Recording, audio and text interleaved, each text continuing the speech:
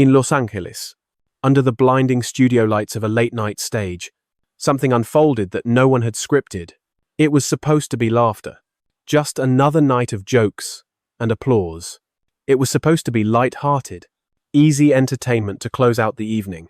But on that stage, in that theater, something heavier entered the room. Something that could not be brushed away with a smile.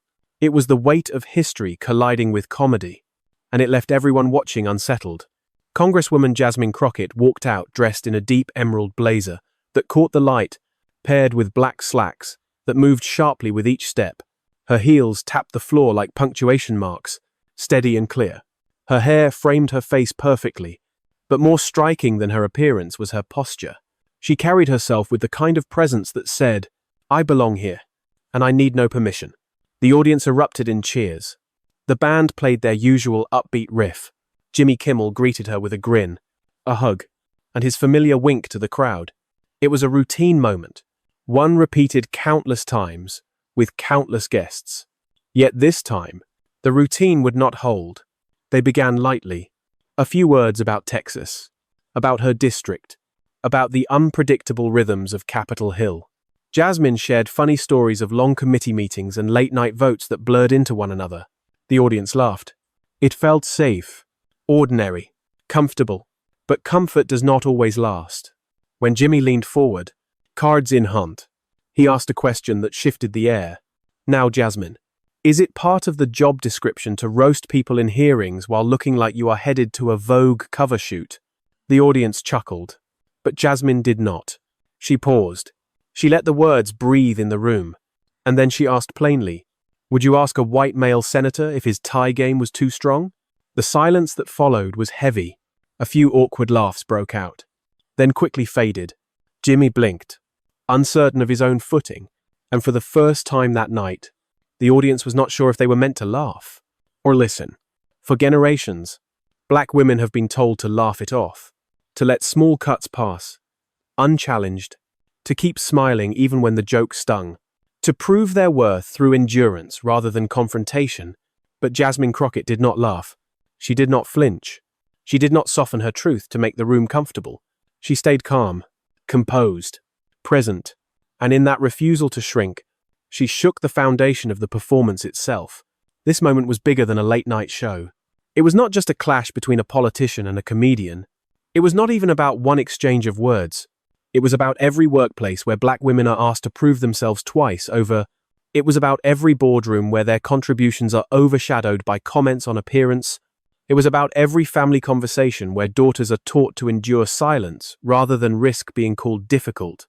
It was about the centuries in which black women's voices have been filtered through stereotypes before they could ever be heard.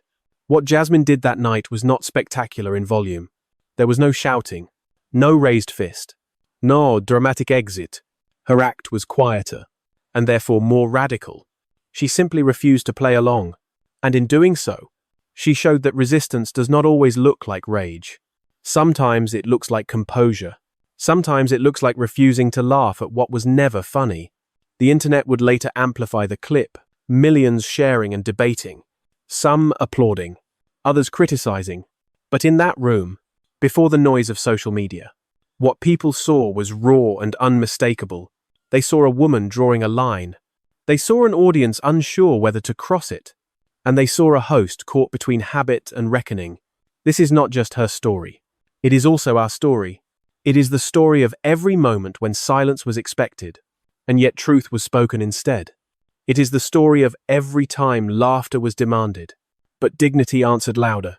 It is the story of our ancestors who dreamed of voices unmuted, of presence unbroken. Stay with us, because this is not just another anecdote for late-night television. It is the future our ancestors dreamed of. It is the present we are called to protect. Subscribe, remain with us, and let this be the voice that will not be silenced. The story of Jasmine Crockett on that late-night stage cannot be understood in isolation. It is not only about one woman, one comment, one moment under the lights of Los Angeles. It is the continuation of a longer story, one that began generations before she was born, one etched into the soil of America itself. For centuries, black women in America have carried a dual burden. They have been told to be strong, but punished when their strength showed. They have been told to be graceful, but dismissed when their grace was mistaken for weakness. They have been told to be silent, but condemned when their silence was broken. It is a paradox that stretches back to slavery, to the auction block, to the voices that were stifled before they could even call their own names. When Harriet Tubman led enslaved men and women through the darkness, risking death with every step, her defiance was not celebrated by the nation. It was whispered in fear, dismissed by power, remembered later, only when history demanded a heroine. When Rosa Parks refused to stand on that Montgomery bus, her quiet act was called disruptive, her dignity branded insolence. And when Shirley Chisholm, the first black woman to run for President of the United States, stood at the podium in 1972 and declared, "I am not the candidate of Black America. Although I am black and proud, I am not the candidate of the women's movement of this country. Although I am a woman, and equally proud of that, I am the candidate of the people." Her words shook the foundation of American politics. Yet she was often reduced to a novelty rather than a leader. The pattern is painfully familiar. The world demands that black women endure indignities silently. The world demands that their presence be softened, their brilliance disguised, their resilience repackaged as entertainment. And when they resist, when they hold their ground, the world labels them as angry, difficult, ungrateful. Jasmine Crockett did not enter politics unaware of this history. She carried it with her, as surely as she carried her law degree, her passion for justice, and her faith in truth, her career in Texas, her rise to Congress, her reputation as a woman who spoke plainly in committee hearings. All of it was part of a longer lineage. She was not the first black woman to walk into a room and be underestimated, nor would she be the last. But when she sat across from Jimmy Kimmel, when the laughter faded into unease, she found herself face to face with that legacy once more. To understand why that moment mattered, we must go back further still. We must return to the very roots of representation in America. The United States Constitution, the document hailed as sacred, once counted black people as only 3/5 of a person. This arithmetic of humanity seeped into every institution. It told black men they were incomplete. It told black women they were invisible.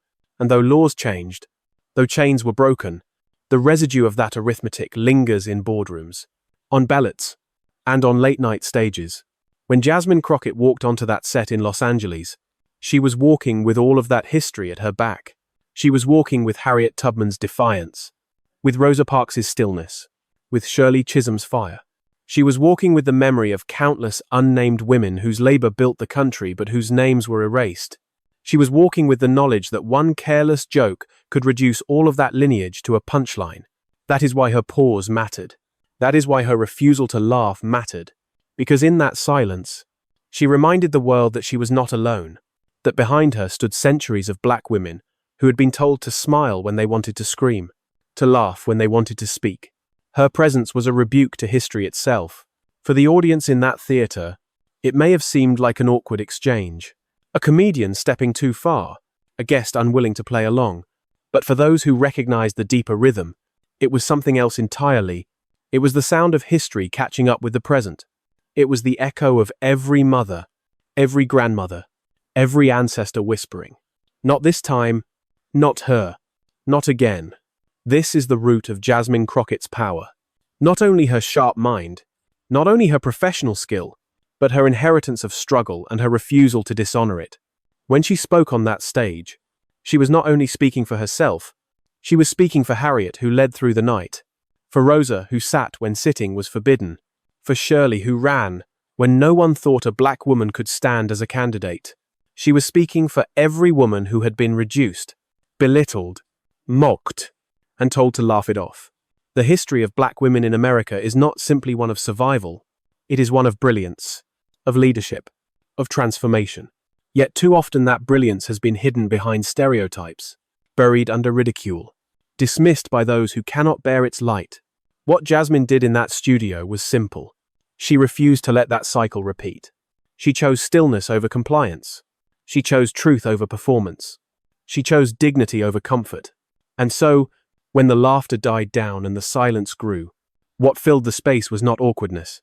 It was history itself, alive in her posture, Alive in her words. Alive in the fact that she did not shrink. The stage at the El Capitan Theater in Los Angeles was alive with energy that night. Rows of bright lights framed the curtains, casting a golden glow across the audience, who had come for laughter, not politics. The house band played a lively riff, their brass and percussion, filling the air with rhythm and anticipation. For most in the crowd, this was an ordinary evening, a chance to see Jimmy Kimmel, a man who had made his name turning sharp wit into late-night comfort. They expected jokes about celebrities, light banter about current events, and perhaps a politician or two, softened by humor until their edges dulled. But when Congresswoman Jasmine Crockett stepped onto the stage, the atmosphere shifted. She did not hurry. She did not play to the cameras with exaggerated smiles. She walked steadily, her emerald blazer gleaming under the lights, her heels striking the floor in confident rhythm. The audience clapped, cheered, even whistled.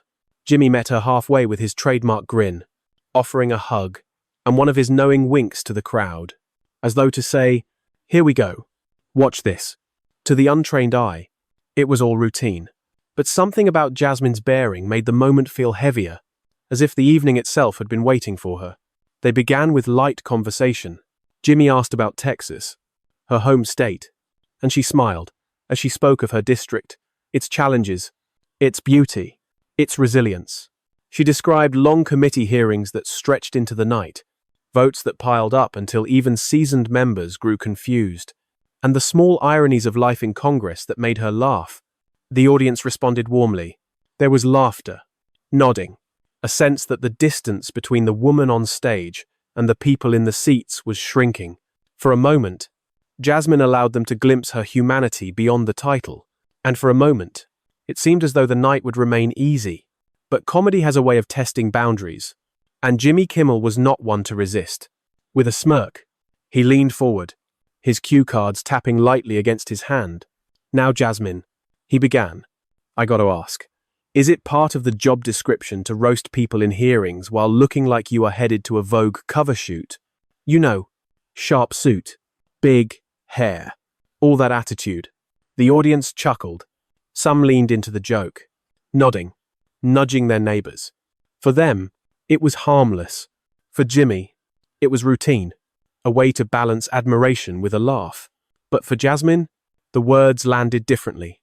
They carried the weight of centuries in which black women had been reduced to style before substance, judged by appearance before voice, and measured by performance before principle. She paused. It was not the pause of someone searching for words, but of someone allowing silence to do its work. The audience, sensing the shift, grew quieter. Jimmy's grin wavered, and then Jasmine spoke. "Would you ask a white male senator if his tie game was too strong?" Her voice was calm, steady, without venom, without theater. It was not shouted, not dramatized. It was simply spoken, and it landed with a force no punchline could match. The room changed. A few people laughed nervously, their voices quickly swallowed by the silence of others who realized this was no longer just entertainment. Jimmy blinked, caught off guard. His laughter faltered, and for a moment, the stage belonged wholly to her. This was the beginning of a journey Jasmine had not scripted but had always known she might face. As a black woman in politics, she had carried countless subtle dismissals before. The comments about tone, the sideways remarks about hair, the unspoken rules that demanded she smile while being undermined. But here, under the lights, with millions watching, she chose not to pass it by. She chose not to let the joke become truth. Jimmy tried to recover. He chuckled, leaned back, and said, "Oh, come on. I'm just saying. When you walk in, it's like bam, here comes Congresswoman Crockett. No one's safe." The words were meant to soften the moment, but they only deepened it. Jasmine folded her hands in her lap, her eyes never leaving his. "You know, I've heard that before," she said, her voice still calm. "But here's the thing. It's never just fashion when it's a black woman. The hair, the nails, the tone. And next thing you know, it's not about what I am saying. It is about how I look while saying it." The audience was silent now, fully. Jimmy shifted in his chair, glancing briefly at his producer, who signaled nervously from the wings. The rhythm of the evening had broken. The script had been interrupted, and Jasmine, without raising her voice, had taken control. The cliffhanger had arrived. The crowd leaned forward, some unsettled, some moved, all aware that what had begun as comedy was becoming something more, and as Jasmine sat there, unshaken, the question lingered in the air. What happens when a woman refuses to laugh at what was never meant to be funny? The silence in the theater was not empty. It was alive, charged, thick with the weight of something unexpected. Jimmy Kimmel shifted in his chair. His smile stretched thin, while the audience held their breath. They had come for laughter, but they were beginning to realize they had walked into something closer to a reckoning. Jasmine Crockett sat steady, her hands folded neatly in her lap, her voice measured, her eyes unwavering. She was not performing. She was simply being, and that authenticity unsettled the air more than any scripted monologue could. It's never just fashion when it's a black woman, she had said, and the truth of that hung heavy. Undeniable. Impossible to laugh away. Jimmy tried again. He forced a chuckle, leaning back in his chair, as though relaxing might loosen the grip of the moment. Okay, fair enough. I didn't mean anything by it. Just trying to keep things light. But Jasmine did not yield. I get it, she said softly, her tone without malice. But sometimes, keeping it light becomes a way of brushing things off. Some of us don't get the luxury of being reduced to punchlines without real consequences. The words were not shouted. They did not need to be. The stillness with which she spoke was sharper than a blade. Every syllable carved through the expectation that she would bend the moment back toward humor. Instead, she bent it toward truth. The crowd, uncertain, stayed quiet. No raucous applause. No unified laughter. Just a few claps quickly muffled as people realized this was not entertainment in the usual sense. They were not watching a skit. They were witnessing a confrontation not of anger against comedy, but of dignity against dismissal. Jimmy cleared his throat. He turned a cue card over in his hand, glancing at the stage producer who was already circling her arm. The silent signal to wrap. But there was no wrapping what had already been unwrapped. The neat veneer of late-night levity had cracked. And in that crack, Jasmine's presence poured through, trying to pull the reins back. Jimmy reached for charm. Don't get me wrong, he said with a grin that did not quite reach his eyes. I love a woman who can throw shade and throw votes. That's talent.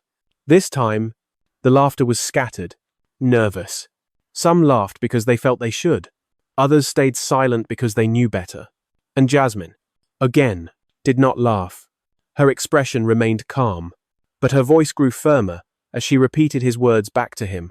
Throw shade, she asked, slowly. Is that what you think I do on the house floor? The question landed like a stone in still water. The ripples moved outward, first to Jimmy, whose grin faltered once more, then to the audience, whose eyes darted between host and guest, and finally to the cameras, which captured the unfolding imbalance for millions yet to watch. Jimmy fumbled. I'm just saying you've got this fire. You're sharp. It's fun to watch. And then Jasmine delivered the line that would echo far beyond the theater. Her voice dropped, steady and unflinching. Fun to watch, she repeated. So when I am pressing officials for answers about corruption, or speaking up about voter suppression, that's entertainment. The silence thickened, pressing against the walls of the theater. Some in the crowd shifted in their seats. Others leaned forward, riveted. Jimmy opened his mouth, closed it again, then forced a thin laugh. Come on, Congresswoman. You know what I mean. But Jasmine would not let it go. I know exactly what you mean, she said. That's why I'm not laughing. And with those words, the power shifted completely. Jimmy Kimmel, a man whose livelihood depended on controlling the rhythm of the room, had lost it. The audience no longer looked to him for cues on when to laugh. They were watching Jasmine. They were listening to her. And they were hearing something rarely heard on that stage. Unfiltered truth. From the corner of the stage, the producer motioned again. More urgently this time, the control room, sensing danger, prepared to cut to commercial. But Jasmine had already transformed the exchange into something larger than a segment. She had taken a stage built for distraction and turned it into a platform for confrontation. The power of her words lay not only in what she said, but in what she refused to do. She refused to soften the blow with laughter. She refused to let his framing stand unchallenged. She refused to play the role written for her, the entertaining, fashionable, witty black woman whose sharpness existed for the amusement of others. Instead, she wrote her own role in real time. The Congresswoman who would not be reduced, the woman who would not shrink, the truth teller who would not be laughed off. By the time the commercial break came, the tension was undeniable. Jimmy smiled into the camera, but it was thin, strained, a mask for discomfort. The applause sign flashed, but the clapping was uneven, hesitant, the sound of an audience, not quite sure what they had witnessed. And Jasmine Crockett, still seated, is still calm, still composed, looked as though she had known all along that this moment would come. It was not a performance for her, it was a duty, and in carrying it out, she had unsettled not only a host, not only a theatre, but a nation watching. For those in the room, it may have felt awkward, even uncomfortable, but for millions watching at home, especially those who had endured similar dismissals, it was liberation. They saw themselves in her stillness, they heard themselves in her refusal, and they felt, perhaps for the first time on that stage, that the truth had finally spoken louder than the laugh track. The cut to commercial did not erase what had already been said. It only froze it, holding the tension in the air like a storm that had not yet broken. In the theatre, the applause was hesitant, the smiles uncertain. Behind the cameras, the crew exchanged glances, unsure if they had just witnessed a misstep or a moment of history. Jasmine Crockett sat calm through it all. She did not fidget. She did not rush to fill the silence. Her stillness was its own declaration. She would not be shaken, but the storm broke the moment the cameras stopped rolling. Backstage, whispers darted through the crew like electricity. Some muttered praise. She handled that with class. Others worried about fallout. This is going to trend. Her assistant, Carlene, was already refreshing her phone, watching notifications multiply. In the car ride back to the hotel, Los Angeles blurred past the window as Jasmine sat in silence, arms folded. Carlene finally said what both of them knew. It's already on Twitter. By the time they reached the hotel, 3 separate accounts had uploaded the clip. By midnight, it had spread across Instagram, TikTok, and Facebook. And by dawn, the hashtag Jasmine Crockett was surging across platforms. The clip was short, jagged, imperfect. Jimmy's joke, Jasmine's pause, her pointed question. The silence that followed, it ended abruptly, cutting before her words about voter suppression could land.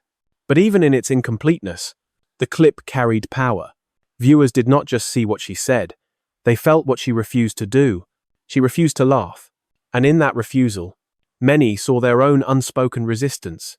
At first, the reactions were raw, personal. A young woman tweeted. She said what my mother has wanted to say for years. A teacher in Detroit wrote, "I'm showing this to my students tomorrow. This is how you hold composure." A grandmother in Atlanta posted on Facebook, "I saw my niece, my sister, my daughter in her. Thank you, Jasmine." But as the hours passed, the backlash came. Cable news seized the moment. Some commentators labeling her response overly sensitive, others calling it an ambush of a friendly host. Clips were edited to paint her as combative. Still images of her mid-sentence used to frame her as angry, even though she had never raised her voice. The old stereotypes resurfaced. The angry black woman, the difficult guest, the humorless politician. Jasmine was not surprised. Sitting in a cafe the next morning, she stirred cream into a coffee. She did not drink. Carlene scrolled through her laptop, reading headlines aloud. "Fox says you were performing outrage for attention." Jasmine gave a tired laugh. "Let me guess. They ran the clip without the context." Carlene nodded. "Of course. They cut the part where you said, 'I'm not a punchline.'" Offer. For Jasmine, the distortion was familiar. Too often, black women's calm had been recast as coldness, their firmness, mistaken for hostility. As she told Carlene quietly, "It's like they want people to forget I was calm. My calm unsettled them more than yelling ever could." Meanwhile, the support kept building. Independent podcasts replayed the full segment. Community radio stations analyzed her composure as a political act. Activists tweeted her words alongside quotes from Maya Angelou and Audre Lorde. On TikTok, teenagers stitched the clip with personal stories of being dismissed in classrooms or mocked at jobs. Her refusal to laugh became a rallying cry. But the crisis grew with equal speed. Mainstream outlets dissected her every gesture. Was she too serious? Too sharp? Was she trying to turn late-night television into politics? The very questions revealed the deeper wound. Why was her dignity treated as disruption? By Thursday morning, the pressure was everywhere. Panel shows split screens between supporters and detractors. Columnists speculated whether she had ended her chances at broader media appeal. Conservative pundits insisted she had overreacted. And yet, through the noise, a quieter current grew, one that saw her choice, not as overreaction but as reclamation. Jasmine did not chase the spotlight. She declined interviews with CNN, MSNBC, and CBS. Instead, she turned to grassroots voices. She appeared on The People's Mic, a small radio show in Inglewood, hosted by Darnell West. There, in a room barely bigger than a closet, she explained, "I wasn't offended. I was tired. Tired of being polite about being minimized. Tired of nodding along to comments that cut just deep enough to remind me the space wasn't built for me." Her words resonated more powerfully in that humble studio than they ever could on a polished network set. Within hours, the clip of her interview was shared by celebrities, students, pastors, and mothers alike. The crisis of media spin was becoming something else. A groundswell. Still, the attacks continued. Commentators dissected her wardrobe. Critics mocked her as thin-skinned. Opponents called her divisive. It was the familiar playbook: diminish the message by ridiculing the messenger. But Jasmine remained steady. She chose not to match mockery with rage. Instead, she held her ground with quiet clarity. Each time she spoke, she returned the focus not to herself, but to voter suppression, corruption, and the work of Congress. She refused to be baited into theater. This was the crisis. Not only that she had disrupted a late-night routine, but that she had done so without playing the expected role. Her composure was the scandal. Her refusal to perform was the threat, and the backlash, however loud, only revealed how deeply her stillness had unsettled the culture. By week's end, the question was no longer whether Jasmine Crockett had gone too far. The question was what America would do with the truth she had placed before it. By the next morning, the storm had fully arrived. The clip of Jasmine Crockett's sharp exchange with Jimmy Kimmel had spread far beyond the walls of the El Capitan Theater. It was no longer just a moment in late-night television. It had become a mirror, reflecting something deeper about America's struggle to truly listen when black women speak. The internet carried it like wildfire. On Twitter, young activists clipped the exact moment. She repeated his words back to him. Fun to watch. On TikTok, teenagers stitched the silence after her question into their own stories of being dismissed in classrooms or workplaces. Instagram flooded with graphics overlaying her calm expression with words like NotAPunchline and Grace Under Fire. Within hours, the hashtags were everywhere, some celebratory, some mocking, all circling around her name. Carlene, her assistant, watched the numbers spiral upward on her phone as they sat in the hotel room. 1 million views, she whispered, her voice caught between awe and worry. By lunchtime, the views had doubled. By evening, the hashtags split into two camps. She Said It For Me championed her courage, while Thin-Skinned tried to reduce her to a caricature. Both sides revealed the truth. No matter the spin, Jasmine had forced a conversation the culture could not ignore. For Jasmine herself, the whirlwind felt strangely distant. She had not raised her voice, not stormed out, not turned the interview into theater. She had simply refused to play along. Yet the refusal was enough to trigger a tidal wave of commentary. As she told Carlene later that day, it's never about how loud we speak. It's about whether the world is willing to hear us when we don't laugh. The support came first, and it came from the ground up. A teacher in Topeka built a classroom module titled Tone, Perception, and Power in Public Discourse. She told her students, watch how still she is. Watch how silence can be a form of power. In Detroit, a group of college students hosted an impromptu forum about stereotypes of black women in politics, using Jasmine's clip as their starting point. One wrote online, "For once, I saw a politician who didn't let the room define her. Letters poured in through her office, inbox scanned notes from young girls, handwritten letters from elders." One mother from Tulsa wrote, My daughter asked why you didn't laugh when he joked. I told her, because sometimes when you stop laughing, people finally start listening. But just as quickly, the backlash took shape. Cable panels dissected her tone, calling her overly sensitive or accusing her of ambushing a friendly host. Headlines twisted her composure into anger, running phrases like Crockett lashes out, even though she had never once raised her voice. Clips were edited to remove her references to corruption and voter suppression, leaving only her sharp retorts. One network host sneered, "If she can't take a joke, maybe she's in the wrong business." Jasmine was not surprised. She sat in a cafe in Burbank, stirring cream into coffee. She barely sipped, while Carlene scrolled through article after article. "They're calling it a stunt," Carlene said, almost apologetically. Jasmine gave a tired laugh. "Of course they are. They always want to turn our truths into theatrics. But if telling the truth is a stunt, then maybe this country needs more stunts."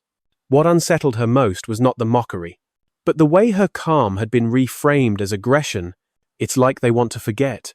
I never raised my voice," she said softly. "My composure made them more uncomfortable than shouting ever could." Carlene nodded. "You know what they fear most? A black woman who stays still and refuses to play the part." Amidst the noise, Jasmine deliberately chose a different path. She declined invitations from CNN, MSNBC, and CBS.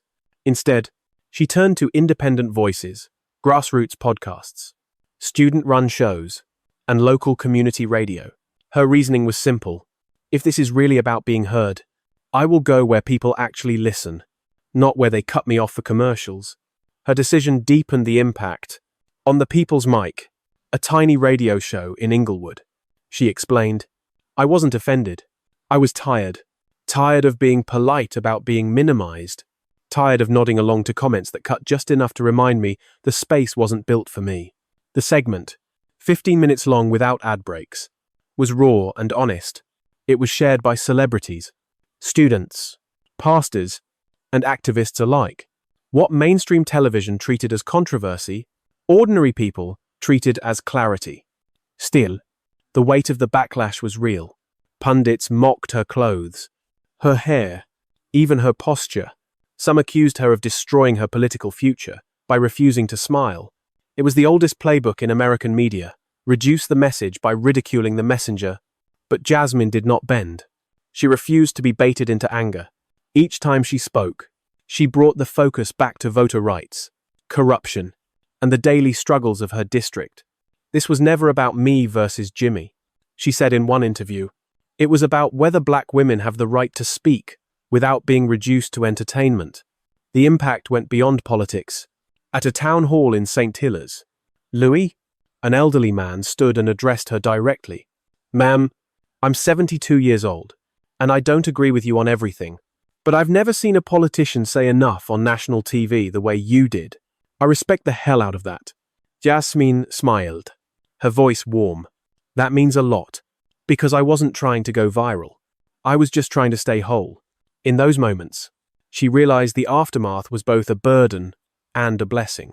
It was wearying to see her sincerity twisted into caricature, but it was also deeply moving to meet the elders who thanked her, to read the letters from young girls who saw themselves in her silence, to know that a single refusal to laugh had opened space for others to speak. By week's end, the verdict was clear. The media could debate her tone, but the people had already chosen what they saw: a leader who would not shrink. The cost was high, but the reward was deeper: not fame, but recognition; not performance, but presence; not outrage, but truth. When the headlines faded, when the trending tags finally slipped beneath the tide of new scandals and fresh viral clips, the moment still lingered. The exchange between Jasmine Crockett and Jimmy Kimmel was no longer just about late-night television. It had become a case study, imparable, a spark that refused to be extinguished. Months after that night, university classrooms continued to dissect it. Professors in media ethics used the clip to ask their students, who gets to decide what is harmless humor and what is belittling? High school teachers in places as far apart as Baltimore and Bakersfield showed the segment alongside her 3-minute video response. Students wrote essays about power, perception, and the quiet revolution of refusing to laugh. For Jasmine, the shift was surreal. She never intended to craft a slogan or start a movement. She had simply drawn a line in the sand. Yet the ripples spread outward, touching people she would never meet. Letters continued to arrive, often handwritten, folded carefully in envelopes, or scanned by grateful mothers and grandmothers. One teenager wrote, "When you didn't laugh, I finally felt like I didn't have to shrink myself." An elder in Omaha wrote, "I never paid much attention to politics until I saw you. You looked like my niece, like my sister, like myself." The moment began appearing in unexpected places.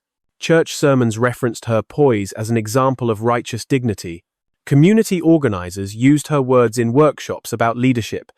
Even corporate diversity training quoted her reminder, "I'm not a punchline." What mainstream pundits had once dismissed as a controversy was steadily being transformed into a teaching tool. The long-term impact was also deeply personal. In her district, young girls started showing up at her town halls not to ask about policy, but to ask about strength. They wanted to know what it felt like to stay still when the world expected you to shrink.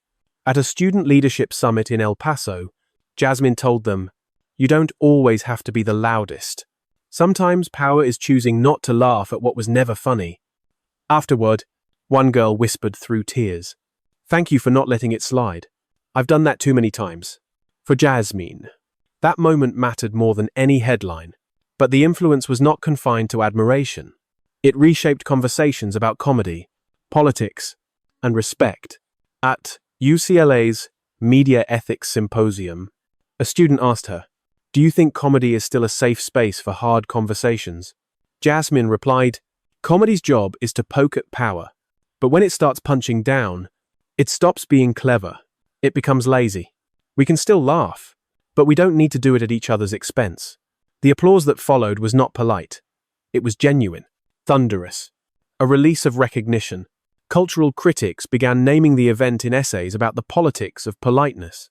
Writers connected her composure to a longer history of black women forced to choose between silence and stereotype. Some called it a 21st century echo of earlier struggles, the insistence that dignity should never be treated as defiance. Politically, the aftermath brought new opportunities and new scrutiny. Her detractors warned she was becoming a celebrity politician, but her supporters insisted she had become something far more important, a leader whose truth was unfiltered by media spin. When she later spoke on voter rights legislation, people paid closer attention, not because she was viral, but because she had shown she could not be reduced to laughter. Her words carried a new gravity, a weight sharpened by the memory of that night. And yet Jasmine never allowed the moment to be framed as her victory alone. She often reminded audiences, it was never about Jimmy. It was about every room where women like me are asked to smile our way through dismissal. It was about all the times I stayed quiet, and how silence only made the cycle stronger. She refused to treat the viral exchange as a badge of honor. Instead, she treated it as a responsibility to model clarity for those who came after her. In the years that followed, her shoebox of letters grew full. Notes from schoolchildren, prayers from church congregations, testimonies from women in workplaces where their competence was treated as attitude. She kept them not as souvenirs, but as reminders. Reminders that the smallest crack in the surface, one refusal to perform, one pause instead of a smile, could let in a flood of recognition. The legacy of that moment was not about the celebrity host, nor even about Jasmine herself. It was about what it revealed: the hunger for authenticity, the fatigue of performance, the need for women to be seen as leaders rather than spectacles. Her composure had unsettled a stage designed for laughter, and in doing so, it unsettled the country into reflection. One afternoon, years later, Jasmine visited a youth mentorship program in San Bernardino. The girls, aged 12 to 18, watched her with the wary eyes of young people trying to decide if a speaker was real or rehearsed. She looked around the room and said, "You do not owe anyone comfort at the expense of your clarity. You can be kind and still call things what they are. You can respect people and still expect them to do better. Do not laugh just because the room expects it. Speak because the truth expects you to." The room was quiet, the silence heavy with understanding. That was the true long-term effect. Not the trending hashtags, not the headlines or the backlash, but the seed planted in countless rooms that refusal can be power, that clarity can be compassion, that honesty can be the most radical act of all. The night on Jimmy Kimmel Live would be remembered as the spark, but the flame it lit belonged to everyone who saw in Jasmine's stillness a reflection of their own unspoken strength. And as the years went on, that was what endured. The lesson that dignity does not need laughter to be heard, and that sometimes the most revolutionary word a woman can speak is a simple, unwavering no. The night Jasmine Crockett sat across from Jimmy Kimmel, many expected another round of banter, another celebrity exchange designed to pass the time before sleep. But what unfolded was something else entirely. It was not outrage, not drama, but truth spoken plainly, without apology, without a smile designed to soften its edges. In that quiet refusal to play along, a line was drawn. For some, it was uncomfortable. For others, it was liberating. But for all, it was unforgettable. The power of that moment lay not in the volume of her words, but in their clarity. She did not shout.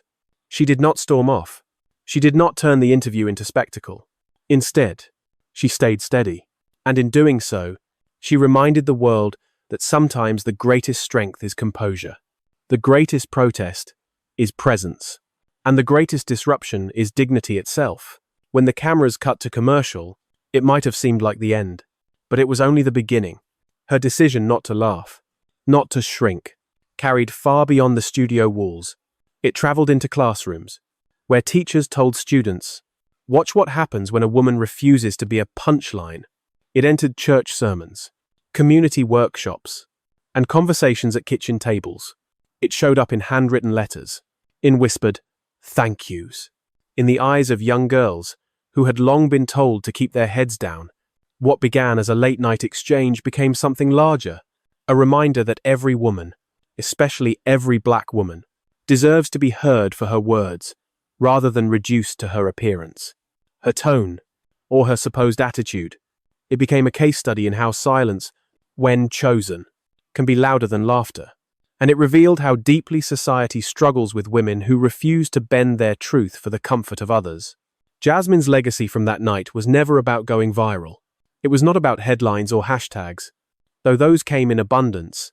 It was about the shift that happens when one person chooses honesty over performance, when one voice says, calmly and clearly, "I am not a punchline." The backlash was fierce. Commentators accused her of being overly sensitive, of seeking attention, of performing outrage. Clips were edited to strip her words of context. But even in the noise, something undeniable remained. Her stillness, her refusal to smile, had unsettled the room more than any outburst ever could. And in that discomfort, a mirror was held up to the nation. For older generations, it recalled, battles long fought the demand to be respected without disguise, the insistence that dignity need not be exchanged for acceptance. For the young, it lit a path forward, proof that they, too, could speak truth without apology, even when the world preferred their silence. And so, the true conclusion of that night was not written on cue cards or measured in ratings. It was written in the hearts of those who saw themselves reflected in her stance. It was carried in the quiet resolve of those who whispered, "Thank you for not letting it slide." The story of Jasmine Crockett on Jimmy Kimmel Live will be told in many ways, as a clash, as a controversy, as a viral clip. But for those who look deeper, it was a lesson that laughter can wound as well as heal, that politeness can sometimes be a cage, and that courage is not always loud. Sometimes it is the strength to remain still when the world demands a smile. In the end, it was not about a host or a network. It was about what we choose to accept, what we choose to excuse, and what we choose to honor. It was about the cracks that form when one woman says enough, and how through those cracks, truth can finally shine. And if there is one message that lingers, one echo that remains, it is this: grace is not silence. Clarity is not aggression. Honesty is not hostility. They are all, in their purest form, the language of dignity. Jasmine Crockett reminded us of that on a stage built for laughter. And in doing so, she left behind more than a viral moment. She left behind a call to listen more deeply, to respect more fully, and to never mistake stillness for weakness. That is the true ending. And perhaps, also, the true beginning.